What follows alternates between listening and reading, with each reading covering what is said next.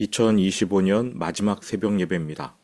말라기 강해를 잠깐 멈추고 오늘과 내일 특별한 본문으로 말씀을 전하려고 합니다. 모세 이야기를 하겠습니다. 모세의 120년 인생은 정확히 40년씩 세 묶음으로 나뉩니다. 첫 번째 40년은 그가 애굽에서 왕자로 지냈던 시간인데요. 태어난 지 3개월 만에 갈대 상자에 담겨 애굽 공주에게 전달됩니다. 모세는 왕궁에서 자라며 이집트의 모든 학문을 익혀 말과 행동에 능했습니다. 사도행전 7장 20절에서 22절입니다. 화면을 보시고 함께 봉독했으면 좋겠습니다.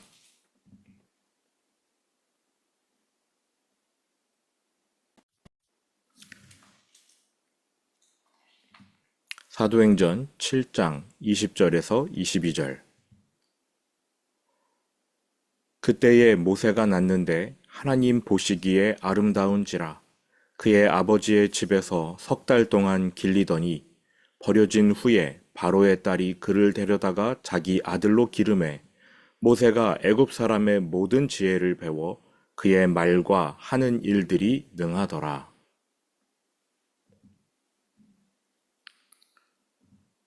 흔히들 모세가 하나님과 만난 장면에서 자신이 말을 더듬는다고 하는 바람에 모세가 말을 잘 못한다라고 생각하기 쉬운데 원래는 말과 하는 일이 능한 자였습니다. 그렇게 능력 있는 지도층 인사로 40살까지 지내던 모세가 어느 날 스스로 무언가를 해보려고 마음 먹게 됩니다. 40살의 모세, 그가 무엇을 하려고 했는지를 말씀을 통해 확인해 보겠습니다.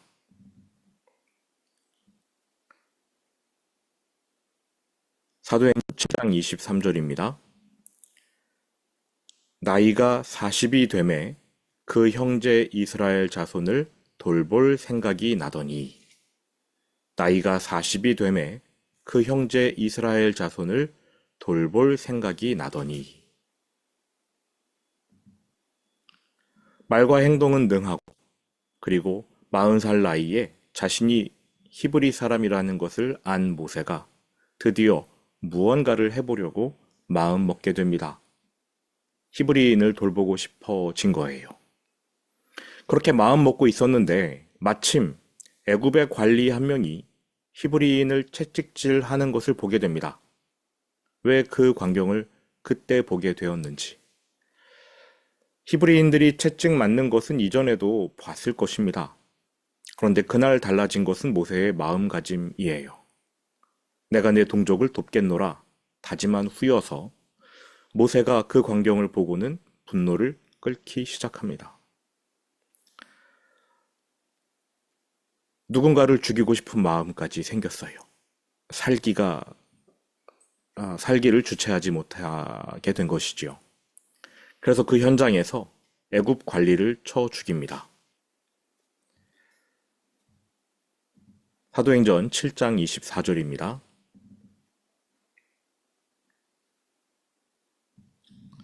한 사람이 원통한 일 당함을 보고 보호하여 압제받는 자를 위하여 원수를 갚아 애굽 사람을 쳐 죽이니라. 동족이 원통한 일을 그래서 압제받는 상황을 보고 원수를 갚고자 애굽의 관리를 쳐 죽였습니다. 여태껏 히브리인들을 대신해서 목소리를 내준 사람은 없었습니다. 40살의 모세가 처음이었습니다. 만일 이 일이 잘 풀렸다면 모세는 일찌감치 동족의 지지를 얻고 인정을 받아 그 민족의 해방자로 우뚝 섰을지도 모를 일입니다. 그런데 모세도 은근히 기대했던 것 같아요. 내가 내 동족을 위해 살인까지 서슴지 않았으니 이제 히브리인들은 내 편이 되어 줄 것이다. 이렇게 은근히 기대한 것 같습니다. 내가 내 동족을 위해 일하니까 동족도 나를 존중해 주겠지. 내 편이 되어 주겠지. 하지만 하나님이 하시는 일은 언제나 그랬듯 우리의 생각대로 풀리지가 않습니다. 사도행전 7장 25절입니다.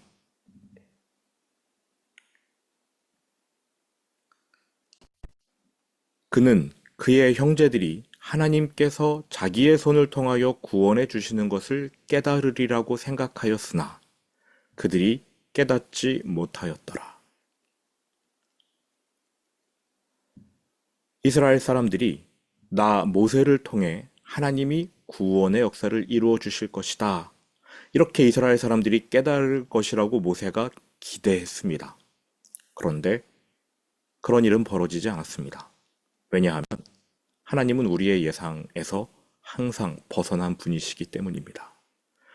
자, 그러면 어떤 일이 벌어져야 하느냐? 하나님의 계획표상 모세에게 일어날 일, 첫 번째는 동족에게 배신당하는 겁니다. 두 번째는 이집트 관리를 살인한 사실이 탄로나서 왕궁으로부터 추격을 당하는 것입니다. 즉, 도망자의 신세가 되는 것이 하나님의 계획표상 모세의 삶에 일어날 일입니다. 이처럼 하나님의 계획은 우리의 기대와 달라도 너무 다르지요. 민족의 해방자는커녕 죄인입니다. 도망자입니다. 이것이 모세의 인생 초반부 40년을 요약한 것입니다. 분명 하나님은 모세를 민족의 해방자로 세우고 사용하실 예정이에요. 우리 생각 같아서는 모든 것이 완벽하게 구비되었을 때 모세를 사용하시면 얼마나 좋을까 싶습니다. 40살 나이의 모세를 상상해 보십시오. 이집트의 왕자예요. 지도층, 권력이 있지요. 모든 학문을 배워 말도 잘했고 하는 일마다 성공이었습니다. 하나님의 능력 50%, 모세의 능력 50%, 이렇게 합력하여 히브리인들을 구원한다면 하나님도 좋고 모세도 좋지 않겠습니까? 그런데 하나님은 그렇게 일하시지 않습니다. 모세가 가진 능력이 0으로 떨어질 때까지 기다리십니다. 이러한 일은 성경 역사 속에서 한두 번 일어난 게 아니지요.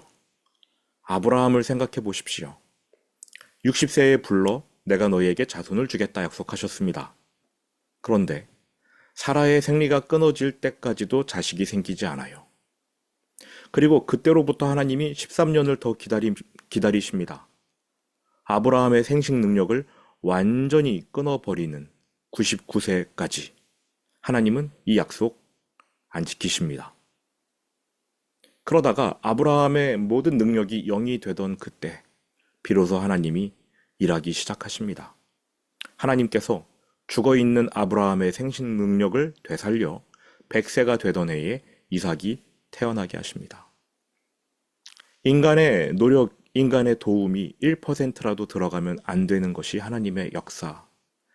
100% 하나님의 능력으로 이삭이 태어난 것이지요. 사도 바울은 어떻습니까?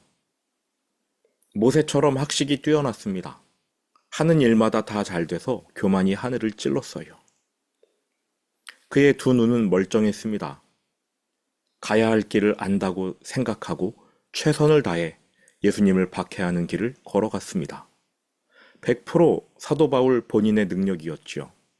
자기 능력으로 하나님을 예배한다고 착각하면서 하나님을 대적했습니다.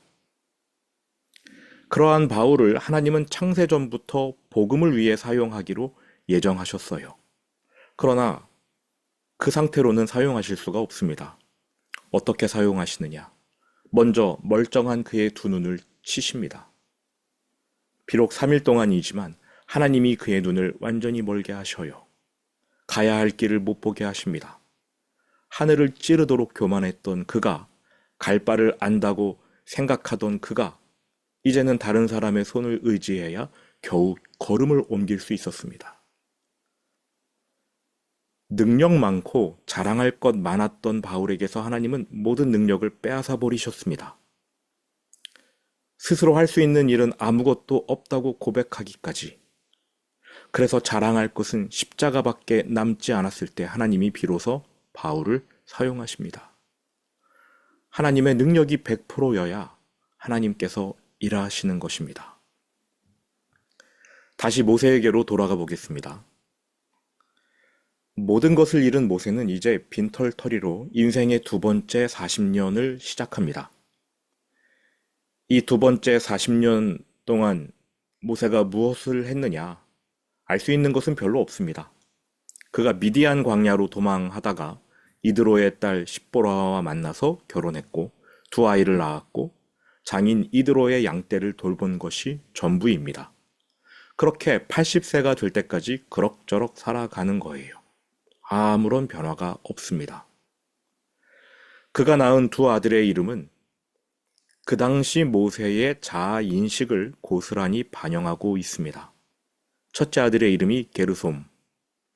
게르 하면 이방 땅, 솜, 나그네. 이방 땅에서는 내가 나그네이구나. 모세가 그렇게 자신을 인식하고 있었던 거예요. 그래서 첫째 아들을 이방 땅에서의 나그네라고 지은 것입니다. 이집트에서는 왕자였어요. 언변이 뛰어났고요. 하는 일마다 다 잘 되었습니다. 시험 보면 다 합격이에요. 여기저기서 데려가려는 그러한 사람이었습니다. 그런데 지금 이방 땅에서는 말도 안 통하고 또 말할 상대도 별로 없는 그러한 나그네. 할 수 있는 일이 아무것도 없는 나그네였습니다. 당시의 나그네는 불가촉 천민보다 훨씬 더 열악한 조건에서 살아가는 사람들입니다. 그러니까 사회의 가장 밑바닥인 불가촉 천민에게서 무시당하는 사람이 나그네예요. 모세는 자신을 나그네로 인식합니다. 잃어버린 것은 모든 것이고 얻은 것은 딱 하나, 하나님뿐입니다. 그래서 그가 둘째의 이름은 엘리에셀, 내 하나님이 나의 도움, 이렇게 이름을 지었습니다. 하나님은 우리가 하나님만 의지하며, 즉 의지할 모든 것이 다 사라질 때까지 기다리셨다가 하나님 의지할 때 역사하시는 분이십니다. 그렇게 두 번째 40년을 지내왔는데 여든 나이가 된 모세, 예전의 모습을 그에게서는 찾아볼 수가 없습니다. 그냥 할아버지예요. 단순한 할아버지가 아니라 죽음을 앞두고 있는 할아버지의 모습입니다. 전에는 달변가였으나 지금은 말을 심하게 더듬습니다. 아까 말씀드린 대로 언어가 다르고 대화할 상대가 많지 않았어요. 양들과 보낸 시간이 길어서 그렇지 않나 싶습니다.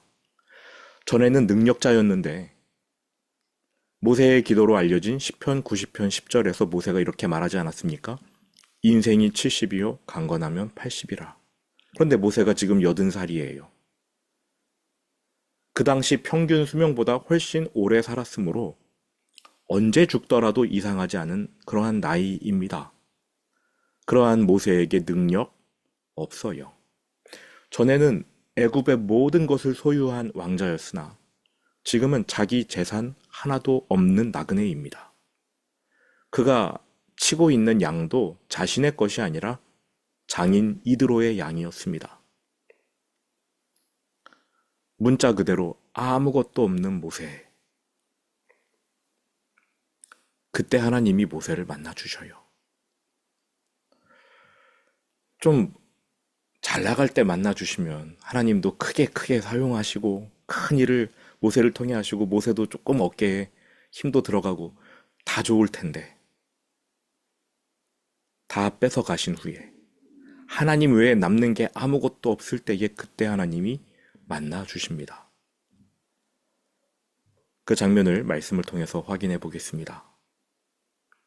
이번에는 출애굽기 3장 1절부터 5절인데요. 하나님께서 모세를 만나 주시는 장면 같이 읽어보겠습니다. 출애굽기 3장 1절부터 5절. 모세가 그의 장인 미디안 제사장 이드로의 양떼를 치더니 그 떼를 광야 서쪽으로 인도하여 하나님의 산 호렙에 이르매 여호와의 사자가 떨기나무 가운데로부터 나오는 불꽃 안에서 그에게 나타나시니라. 그가 보니 떨기나무에 불이 붙었으나 그 떨기나무가 사라지지 아니하는지라. 이에 모세가 이르되 내가 돌이켜 가서 이 큰 광경을 보리라. 떨기나무가 어찌하여 타지 아니하는고 하니 그때에 여호와께서 그가 보려고 돌이켜 오는 것을 보신지라. 하나님이 떨기나무 가운데서 그를 불러 이르시되 모세야 모세야 하시매 그가 이르되 내가 여기 있나이다. 하나님이 이르시되 이리로 가까이 오지 말라. 내가 선 곳은 거룩한 땅이니 내 발에서 신을 벗으라. 성경에서 가장 영광스러운 장면 중 하나입니다. 하나님께서 모세를 만나 주셔요. 모든 소망을 잃어버린 사람, 이제 죽음을 앞두고 있는, 그리고 그 자신도 다 포기했던 한 사람에게 하나님이 나타나십니다. 그 자리에서 하나님이 모세에게 엄청난 명령을 주셔요. 출애굽기 3장 9절 10절 함께 읽겠습니다.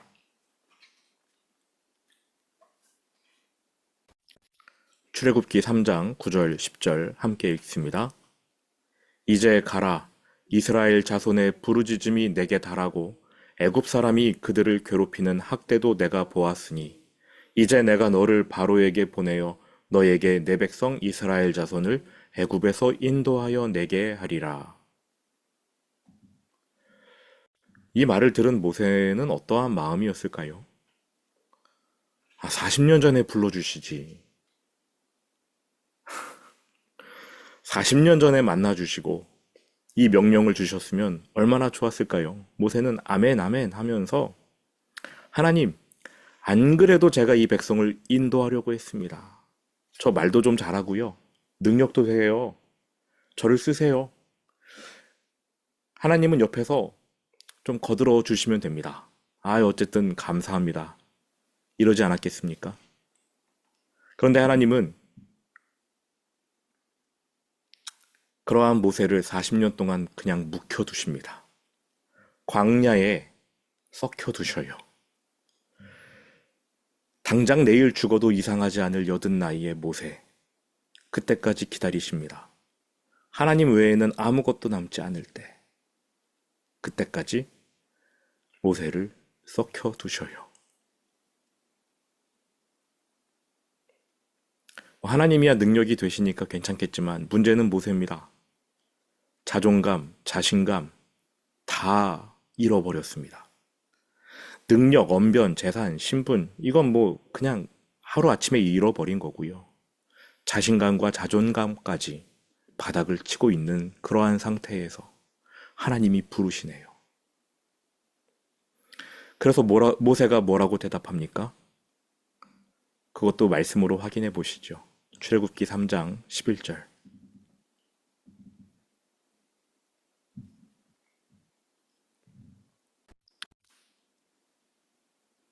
같이 읽어봅니다. 모세가 하나님께 아뢰되 내가 누구이기에 바로에게 가며 이스라엘 자손을 애굽에서 인도하여 내리이까? 내가 뭐라고요? 내가 누군데요? 저 능력 없어요. 저 말주변도 없습니다. 저 체력도 잘 안 돼요. 너무나 솔직한 답변이지요.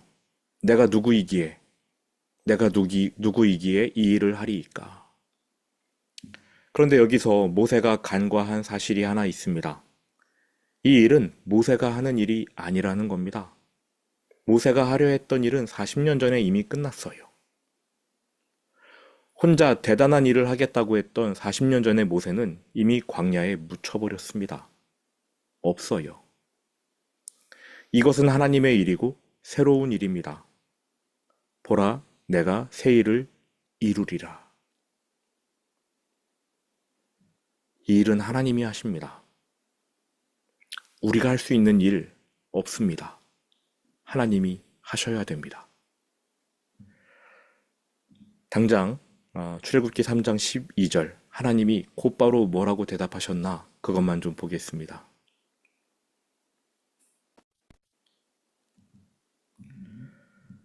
같이 읽습니다. 하나님이 이르시되 내가 반드시 너와 함께 있으리라.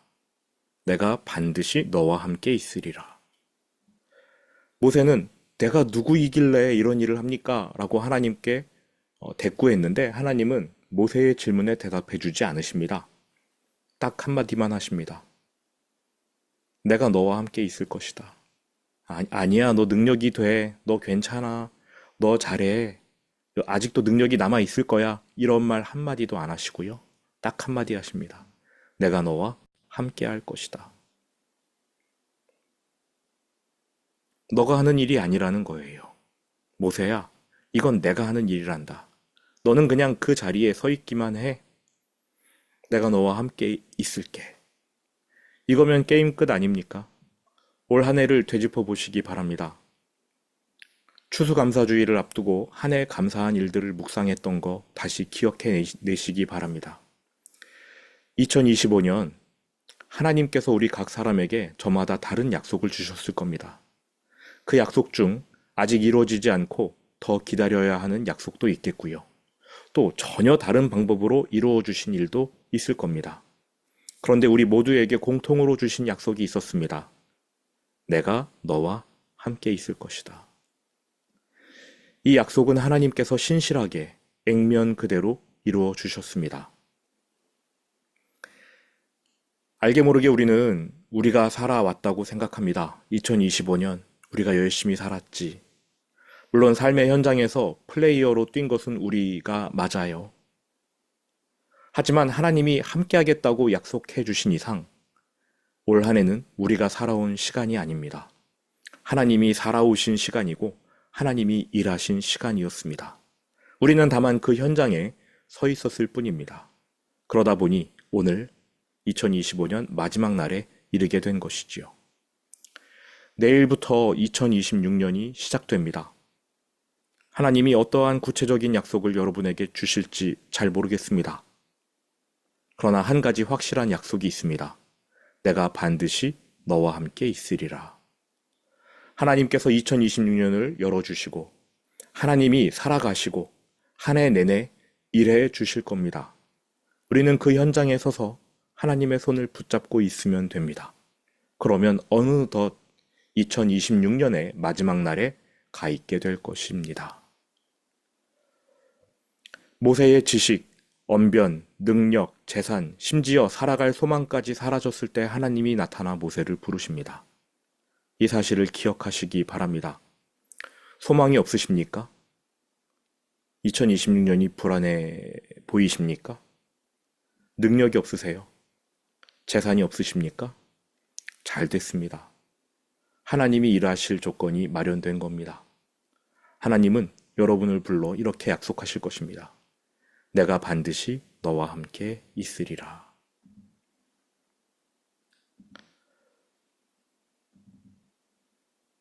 들은 말씀 기억하면서 주기도문으로 오늘 예배를 마치겠습니다. 하늘에 계신 우리 아버지, 아버지의 이름을 거룩하게 하시며 아버지의 나라가 오게 하시며 아버지의 뜻이 하늘에서와 같이 땅에서도 이루어지게 하소서. 오늘 우리에게 일용할 양식을 주시고 우리가 우리에게 잘못한 사람을 용서하여 준 것 같이 우리 죄를 용서하여 주시고 우리를 시험에 빠지지 않게 하시고 악에서 구하소서. 나라와 권능과 영광이 영원히 아버지의 것입니다. 아멘.